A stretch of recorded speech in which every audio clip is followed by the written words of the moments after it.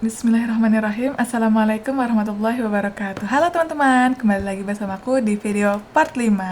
Nah, pada video kali ini kita akan membahas pembagian hadis ditinjau dari segi kuantitas. Nah, materi ini membahas jumlah perawi yang meriwayatkan suatu hadis pada setiap tingkatan sanad.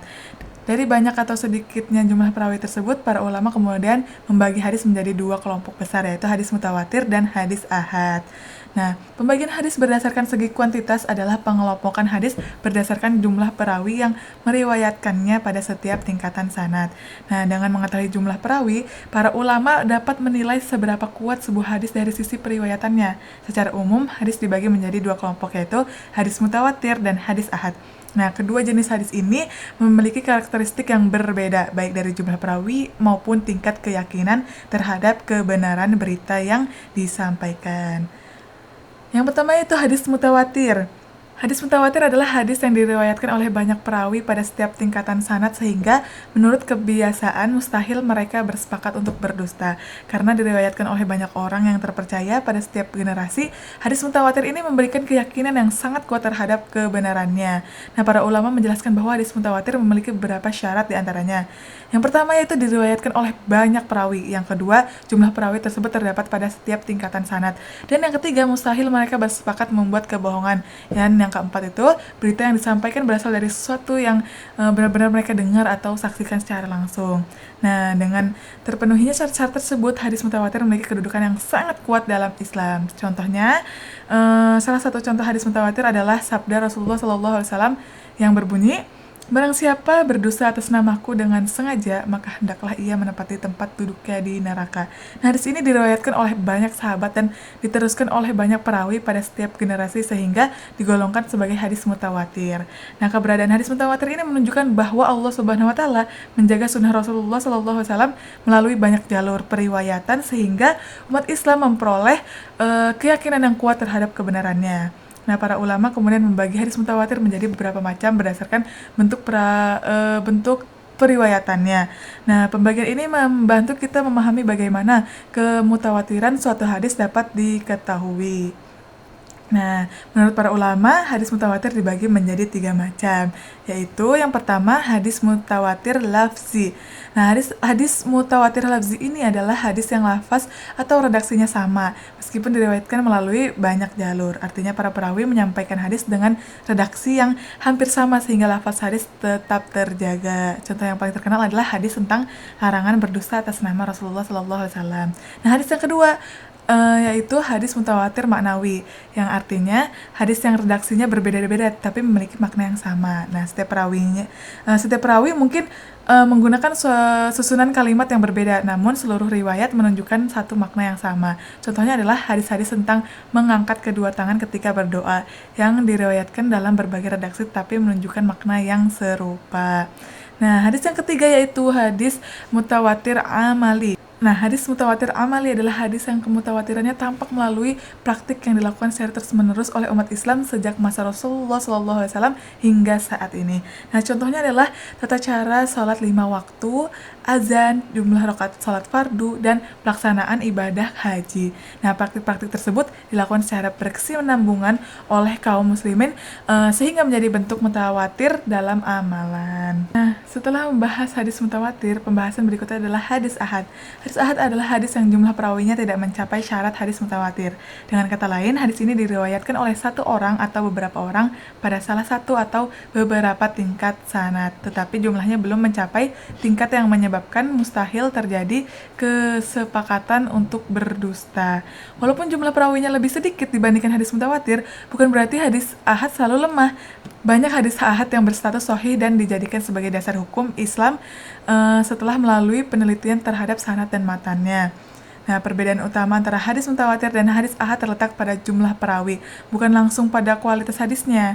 Nah, hadis mutawatir memberikan keyakinan yang pasti karena diriwayatkan oleh banyak orang pada setiap tingkatan sanad, sedangkan hadis ahad ini memberikan keyakinan yang bersifat dugaan kuat, sehingga perlu diteliti lebih lanjut mengenai sanad, keadilan perawi, dan ketepatan hafalannya.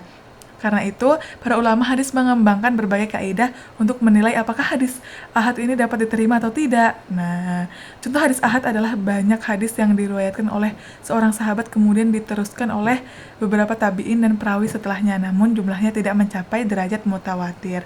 Meskipun demikian, apabila sanadnya bersambung, para perawinya adil dan dabit, serta tidak terdapat cas maupun ilat, maka hadis tersebut tetap dapat dihukumi sebagai hadis sahih.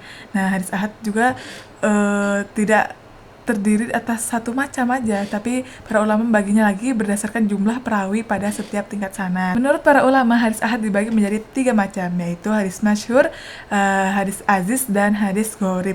Nah, yang pertama itu hadis masyhur. Hadis masyhur adalah hadis yang diriwayatkan oleh 3 orang perawi atau lebih pada setiap tingkatan sanad, tetapi jumlah tersebut belum mencapai derajat mutawatir. Nah, disebut masyhur karena hadis tersebut dikenal dan tersebar di kalangan para ulama, akan tetapi penyebarannya belum sebanyak hadis mutawatir. Dan perlu dipahami bahwa istilah masyhur dalam ilmu hadis berbeda dengan pengertian populer dalam kehidupan sehari-hari. Tidak semua hadis yang terkenal di masyarakat termasuk hadis masyhur menurut istilah ulama hadis. Nah, pembagian ini membantu para ulama mengetahui tingkat penyebaran suatu hadis dan menjadi salah satu pertimbangan dalam penelitian hadis. Nah, hadis yang kedua yaitu hadis aziz. Hadis aziz adalah hadis yang diriwayatkan oleh minimal 2 orang perawi pada setiap tingkatan sanadnya. Nah, jumlah perawinya ini lebih sedikit dibanding hadis masyhur, tetapi lebih banyak daripada hadis gharib karena diriwayatkan oleh 2 orang atau lebih pada setiap tingkatan sanadnya. Dan hadis aziz ini memiliki jalur periwayatan yang lebih kuat dibandingkan hadis yang hanya memiliki 1 jalur. Nah, adanya lebih dari 1 jalur periwayatan membantu para ulama membandingkan riwayat sehingga dapat memperkuat kepercayaan terhadap hadis tersebut. Nah, hadis yang ketiga yaitu hadis gharib. Nah, hadis gharib ini adalah hadis yang pada salah satu tingkatan sanadnya hanya diriwayatkan oleh 1 orang perawi saja. Nah, kata gharib berarti asing atau sendiri. Yang maksudnya apa? Ya, pada salah satu tingkatan sanadnya hanya terdapat seorang perawi yang meriwayatkan hadis tersebut. Namun, hadis gharib tidak otomatis berarti hadis lemah. Apabila perawinya terpercaya dan seluruh syarat kesohihan terpenuhi, maka hadis gharib tetap dapat dihukumi sebagai hadis sahih. Banyak hadis yang pada awal sanad hanya diriwayatkan oleh 1 sahabat, kemudian pada generasi berikutnya diriwayatkan oleh lebih banyak orang. Nah, hadis seperti ini tetap termasuk hadis gharib karena pada salah satu tingkat sanad hanya terdapat 1 perawi saja. Nah, berdasarkan pembahasan yang telah disampaikan dapat disimpulkan bahwa hadis berdasarkan segi kuantitas dibagi menjadi 2 kelompok besar, yaitu hadis mutawatir dan hadis ahad. Nah, hadis mutawatir adalah hadis yang diriwayatkan oleh banyak perawi pada setiap tingkatan sanad sehingga mustahil mereka bersepakat untuk berdusta. Nah, hadis ini terbagi lagi menjadi berapa? Menjadi 3 macam, yaitu hadis mutawatir lafzi, mutawatir maknawi, dan mutawatir amali. Nah, sementara itu hadis ahad adalah hadis yang jumlah perawinya belum mencapai derajat mutawatir. Hadis ahad ini terbagi menjadi 3, yaitu hadis masyhur, hadis aziz, dan hadis gharib. Nah, dengan memahami pembagian ini, kita dapat mengetahui dasar yang digunakan para ulama dalam mengelompokkan hadis berdasarkan jumlah perawinya sebelum menilai kualitas hadis tersebut. Nah, demikianlah pembahasan mengenai pembagian hadis ditinjau dari segi kuantitas berdasarkan buku Ulumul Hadis karya Dr. Haji Abdul Majid Khan MAG. Semoga materi ini dapat menambah pemahaman kita mengenai klasifikasi hadis berdasarkan jumlah perawi, serta menjadi bekal untuk mempelajari materi berikutnya, yaitu pembagian hadis ditinjau dari segi kualitas.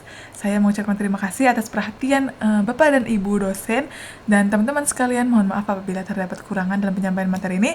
Wassalamualaikum warahmatullahi wabarakatuh.